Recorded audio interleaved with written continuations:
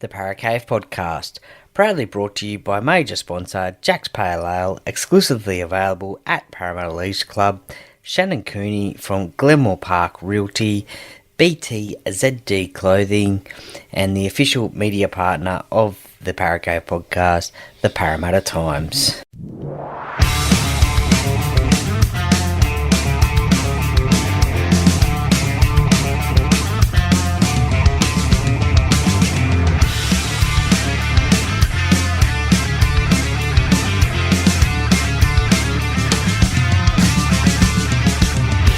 Welcome to another episode of the Paracave Podcast. And now over to your host, Troy Warner, broadcasting live from the world-famous Paracave. And yes, hello and welcome back to another episode of the Paracave Podcast. It is a game day preview podcast and it is game 2 of the Ampol State of Origin series being played this time at the MCG, the Melbourne Cricket Ground in Melbourne. 8:05pm, Wednesday the 26th of June. Now, the Blues and the Maroons, how good is this? State of Origin football.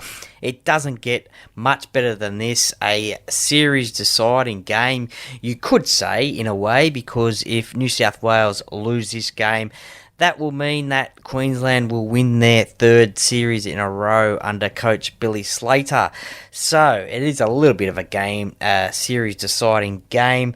Not a series decider, but a series-defining game. This one, game number 2, and it is not that far away. Now, thanks to rugbyleagueproject.com, a few stats of this game, or the MCG anyway. Look, New South Wales and Queensland have played at the MCG 5 times. The first game was in Game 2, 1994. New South Wales won that game 14 points to 0.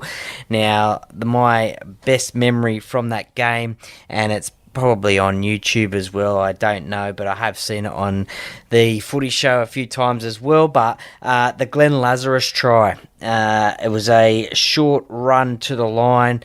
It was a good ball from dummy half, I think it was, and Glenn Lazarus has just gone crashing over. And I remember, I think it was Andrew G. I think he might have got up and argued with the referee, I think, after that try. But that is my memory of that game, and that was played in front of 87,161 fans. The very next year, game number 2 again. This was won by Queensland, 20 points to 12, and that was played in front of 52,994 fans, and that was the last time that the Queensland Maroons have won at the MCG. Now, that was a very famous game, that one, a very famous series. Obviously, Queensland won that series 3-0. And it was when game number 2, game number 1, Queensland won 2-0, and in game number 2 they won 20 points to 12, and that's when Fatty's team, Fatty Vaughton, the coach at the time, no one gave them a chance of winning the State of Origin series, and they won that game down in Melbourne. The best memory, there's 2 memories from that game that I can think of anyway. Brett Dallas, the redhead, I think he was playing at Canterbury, I think, at the time. The length of the field job, I think it might have been an intercept. He was very fast back in the day. And there was also the all-in brawl as well. Very famous and famous game for that one. It was, there was little gatherings of players here and there, opposite numbers grabbing each other. I think Paul Harrigan got involved, I think, with Tony Hearn by memory. Billy Moore and David Barnhill, they had a little bit of a Barney together, a few wedgies there between those 2 players. I can remember Hopper as well. I'm not too sure who he was going up against. A future episode guest on the Paracave Podcast, Mark Coyne, who I spoke to today, he said that during that time he grabbed Paul McGregor and just danced around a little bit. So, look, that game was, I guess you could say, sort of remembered for that as well.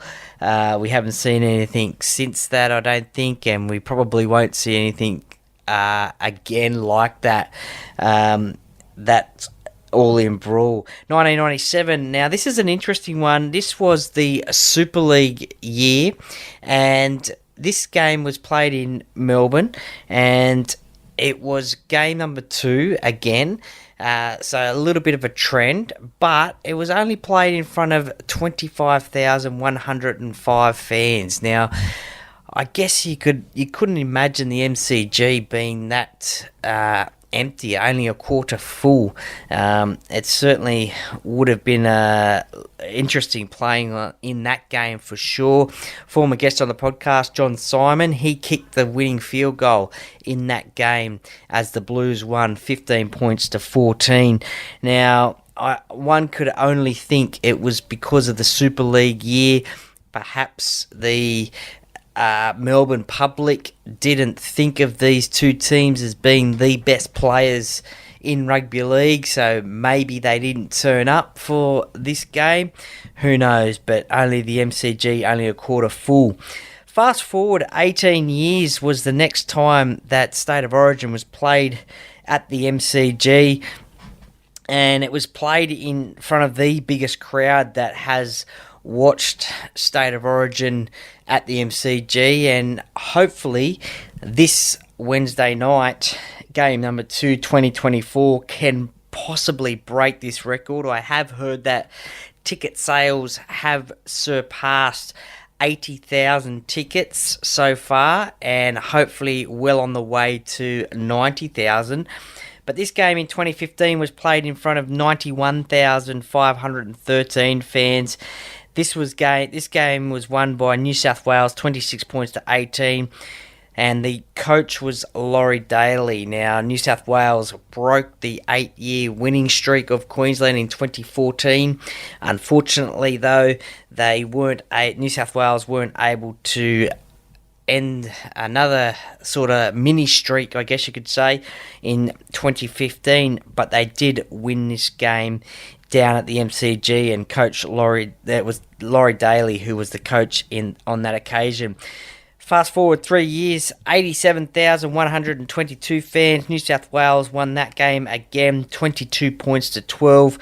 It was basically remembered, I guess you could say, for Latrell Mitchell and Tom Trbojevic, who scored tries in that game. I think Latrell Mitchell might have scored a close-range try. I think he ran over the top of a Queensland defender, I think, by memory. I'm not too sure about Tom Trebojevic's try, but during those 18, 19 years, I think 2018, 2019, I think Latrell Mitchell and Tom Trbojevic really carved it up for New South Wales. Latrell Mitchell obviously playing in this game on Wednesday, game number 2, so he has had experience of playing at the MCG, and I think by memory there are another 2 players that played in that game as well. The New South Wales captain, Jake Trbojevic, who captains this team in 2024, and also Angus Crichton as well from the Sydney Roosters. So I think they were the only 3 players who played in that game in 2018. And that team was coached by Brad Fittler. Yes, Jake Trbojevic and Angus Crichton came off the bench. Latrell Mitchell started in the centres like he is on Wednesday night in Game 2. A very different looking squad back then, that is for sure. So, out of the 5 games at the MCG, New South Wales have won 4 out of the 5. Queensland only winning that game, 1 game in 1995. So New South Wales have a little bit of an advantage in that aspect of it. The first 4 games that were played at the MCG were all Game 2 games, which is quite interesting. 2018 was Game 1 of the series. At the MCG, New South Wales have scored 89 points, Queensland 64 points. Now, one aspect of the MCG is obviously it is the Melbourne cricket ground, so it is an oval, it is round, specifically designed for AFL and cricket, obviously. So that is going to be a little bit different, I guess you could say, for rugby league. It not necessarily is the best viewing for rugby league fans in the stands, as they are far away from the field, and can be a little bit hard for kickers in rugby league. Although comments from Brad Fittler yesterday on the Sunday Footy Show on Channel 9, he was saying that the advertising signs down the sidelines of the field might make it easier for the kickers to get their bearings, and they will know where the sidelines are with those advertising signs down the sides of the fields. Also, that both of these teams will have captain's runs at the MCG as well on Tuesday, the day before the game, and they will get their bearings of the field, and they will point out to themselves some pretty sort of, I guess you could say, obvious markings or points on the field that they may be aiming at as well when they're kicking as well. So they'll have a run around on the field in their captain's run, get a little bit of their bearings, but those advertising signs will help as well. As I said before, all those stats brought to you by rugbyleagueproject.com. Now, if you want to know any stats about any games as well, they've got all the information there. That is where I get all my information about players when I interview them on podcasts. But if you want to go and have a look yourselves, check them out, rugbyleagueproject.com. They've got masses of information, so keep up the great work. Now, to this game number 2 at the MCG. The New South Wales, the bookies cannot split these two sides. This is probably a much better New South Wales side than game number 2. Plenty of ins for New South Wales and a few key ins for New South Wales. The halfback, Mitchell Moses, was unavailable for game number 1 with a fractured foot. He only just, I think from memory, came back on the weekend after Origin. I can't remember back that far, to be honest. But he is a big in, and he is a big in because of his kicking game. He is one of the best, if not the best kicker in the NRL. He's certainly right up there. A lot of people would say Nathan Cleary as well. DCE on the other side for Queensland, he is a pretty good kicker as well. I think kicked the 40-20 in game 1 this year. But Mitchell Moses' long kicking game can certainly get New South Wales out of trouble. That is for sure. Dylan Edwards comes into the fullback spot. Now, he was picked for game 1, but unfortunately couldn't play due to a quad injury. He did play for Penrith against Newcastle last week, or the week before, I should say, as Penrith had the bye last week. So he did play in that game, came up okay, got selected for fullback for New South Wales. He will make his Origin debut after playing for Australia last year in the Pacific Championships on the wing. But he gets his shot at that New South Wales fullback spot, and a lot of people say well-deserved as well. He's won 3 premierships in a row, Clive Churchill medal winner, played for Australia. What else did he have to do to get that Origin spot? Well, unfortunately, he was injured for game 1. James Tedesco, he didn't do a bad job, I didn't think. But Dylan Edwards was always going to be picked for game 2 if fit, which he has been. One of the other big ins for New South Wales is obviously Latrell Mitchell. Now, He is a big game player. He hasn't started off the year well. He obviously had some interviews. I guess you could call that an off-field incident. I guess he had that with South Sydney a few weeks ago. Obviously had a suspension thrown in there with a head-eye tackle, I think it was. So he didn't have the best of starts to this season. Obviously a lot of pressure on him at South Sydney, and they had a lot of off-field dramas as well. They sacked their coach, Jason Demetriou, as well, throughout the year as well.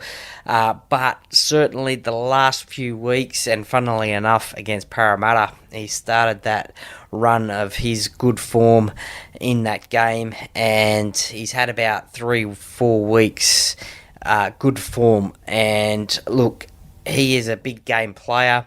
He is a player that probably worries Queensland, although they will not admit that it worries them. But he certainly would. They would do their game day preparation, watch the videos, have their plans about him, as he is a big game player and one of their New South Wales' strike weapons. But you just cannot plan for what can happen on the night. So a big in for New South Wales. As I mentioned before, Latrell has played at the MCG, albeit 6 years ago, but he did score a try on that night, and it is a big in for New South Wales. So looking forward to seeing how he goes on Wednesday night.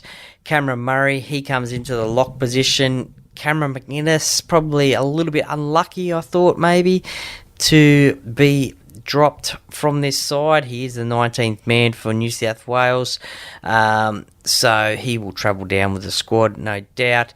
But yeah, probably a little bit unlucky. Cameron Murray, he was injured for a long time. He had one game for South Sydney, and upon his return, he has been named into this New South Wales team.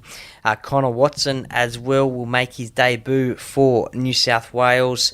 He is number 14 on the interchange bench. He is probably a little bit of a utility player, I guess you could say. He may come on for Reece Robson. He can play in the halves as well. At a stretch, he could play in the centres. He could play lock as well. So a pretty handy player to have in your side. Has been playing some good footy for the Roosters. Was probably a little bit of a shock selection. Not many people had him in their predicted Game 2 teams, but he's got the call up and he is very excited, and I bet you he cannot wait to get out on that field on Wednesday night, game number 2. Spencer Leniu, number 17, he was probably one of New South Wales' best in game number 1. He will add that aggression off the bench when he comes on. Angus Crichton and Liam Martin, the back row for New South Wales, second rowers. Liam Martin, he was probably another one of New South Wales' best in game number 1. Angus Crichton, well, he has had some pretty good form for the Sydney Roosters, and also again in game 1. So a pretty potent back row there. Jake Trbojevic, it'll be interesting to see how much game time he gets this time around. He only... look, how long did he get? He didn't get that long. He only got about 15, 20 minutes, I think, in game number 1. It could have even been less than that. So a lot of questions were being asked about that. I dare say, though, if a player isn't sent off, and I hope there isn't, because that probably ruined the game a little bit in game 1, that he will get more time on the field, that is for sure, because you have to have your captain on for a fair chunk of this game, although we do know that Payne Haas has got a big motor and can play a lot of minutes, that is for sure. All in all, a pretty strong looking New South Wales side, probably a improved New South Wales side from game number 1. I thought game number one's team was probably a little bit light in terms of players I wouldn't have picked, and I was a little bit worried about the side that they did pick in terms of how they would go up against that Queensland side. And look, Queensland really turned it on and smashed New South Wales in that game, although New South Wales did have that one player out. Look, to the Queensland side, only a couple of changes, not too many at all. 2 changes, in fact. Reece Walsh, he returns back to the fullback position after that game 1 concussion. He sat out 2 Broncos games as per the protocols, so he hasn't played any football since those 7 minutes in Origin number 1. So going to be interesting to see how he goes. No doubt he will be targeted by the New South Wales big man, and obviously Stephen Crichton and Mitchell Moses may have a busy time trying to contain him, as he loves to do those sweeping around the back plays, and also his speed as well. The back line pretty much stays the same, as does the forward pack. Jeremiah Nanai, he was under a injury cloud during the week at training. Surprisingly, no flus have gone through the Queensland squad this time that we know of. But he was under a little bit of an injury cloud, but it does look like he will play. Both teams now down in Melbourne. I think New South Wales went down yesterday, and I think Queensland went down today. So both teams down in Victoria at the moment. So Jeremiah Nanai will play. Kurt Capewell comes onto the bench. He has played Origin before, obviously can play in the back row, and has played Origin at centre before as well. So a bit of cover for Queensland as well, in case one of their backline players goes down again, like in game one. Coach Billy Slater had a coaching masterstroke in game 1, naming Selwyn Cobbo on the bench, and then after that hit on Reece Walsh, he was able to play for most of the game, so the remainder of the game anyway, 73 minutes, so, and did a reasonably pretty good job. He is one of the players that is out of this Queensland squad. Now, there's a little bit of talk about as to why he is out of this squad. I think I heard through social media, through radio, Triple M radio, that it was his choice not to play in game number 2. I don't know whether he's carrying a little bit of injury, and there's been reports about painkilling injections, I think, but he is apparently only a young fella, so he's got plenty of Origin in front of him, according to Coach Billy Slater. Jermaine Hopgood is the other player who is out of this squad. He was on the bench for game 1 in Sydney. A back injury sustained, I think, in that game by that tackle, I think, by Liam Martin. If you haven't seen it, go back and try and check it out, because it was a copybook crackerjack of a tackle. Absolutely smashed Jermaine in that tackle. So much that he hasn't played for Parramatta since that game number 1. So, be interesting to see if he plays in Newcastle against Parramatta and Newcastle. But he isn't named for this game, which is a bit of a shame, because he did all right in his debut a few weeks ago now.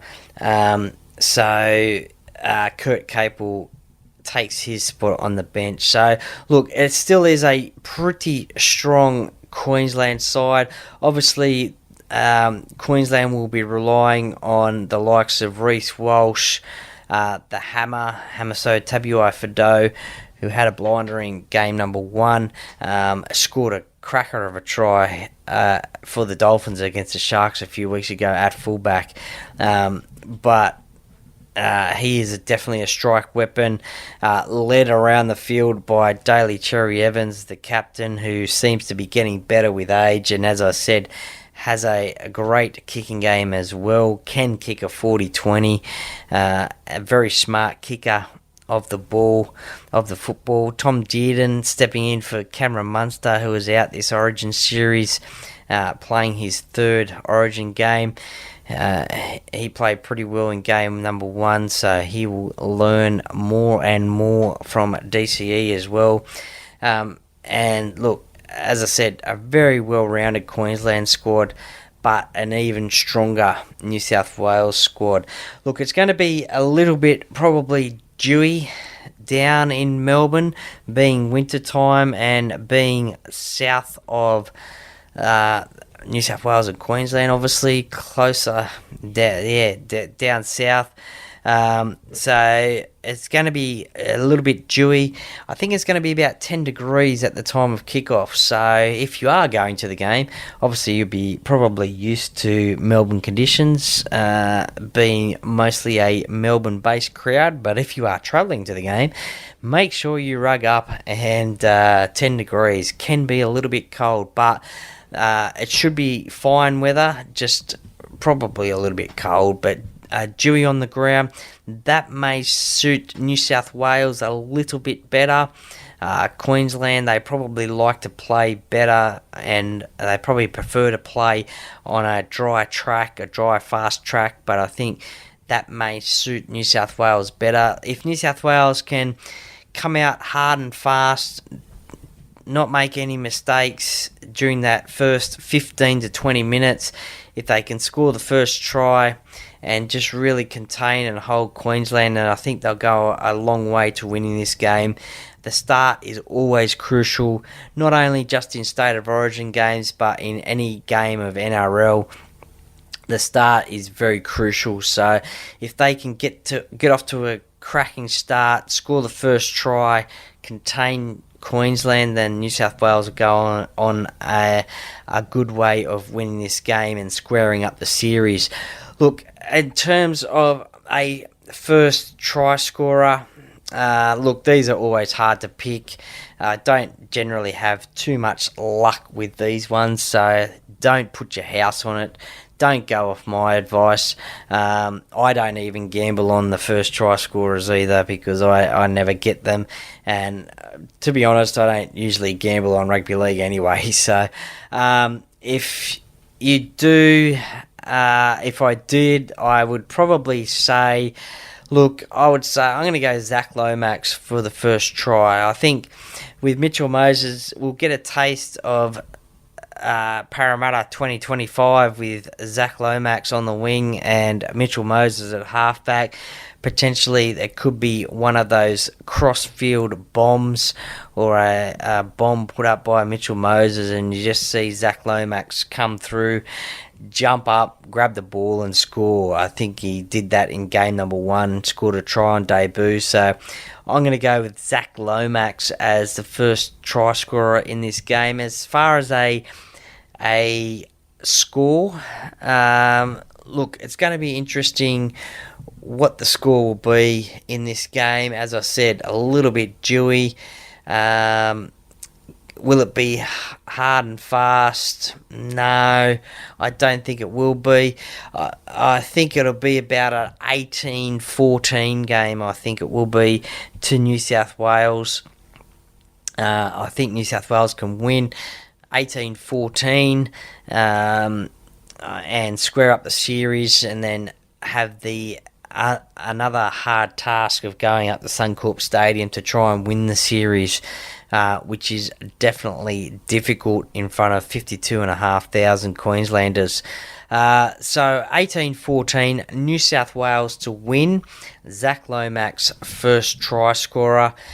And look, in terms of a man of the match, I'm going to go Mitchell Moses. And the reason I'm going to go Mitchell Moses is the last 2 games he has played for Parramatta, he has had a good first half, but has gone missing in the second half. This is a massive opportunity for Mitchell on the biggest stage to prove himself in a game.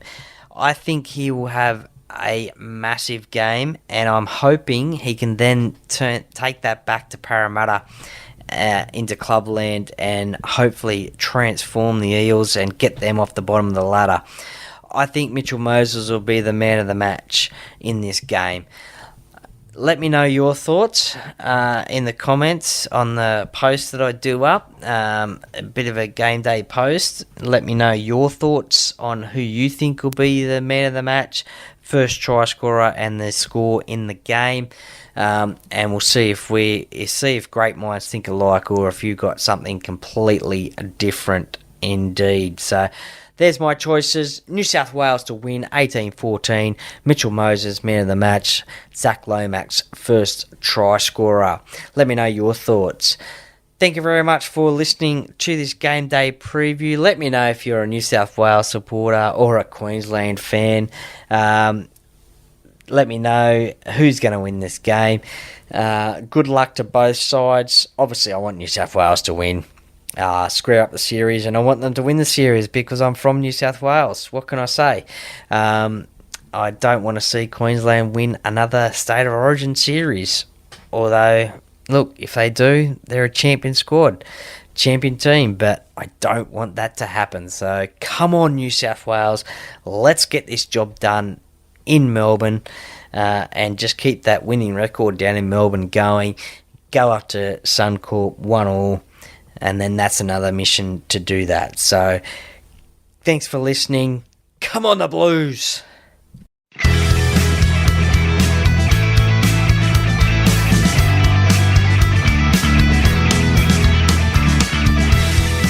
Thank you for listening to another episode of the Paracave Podcast. See you next time.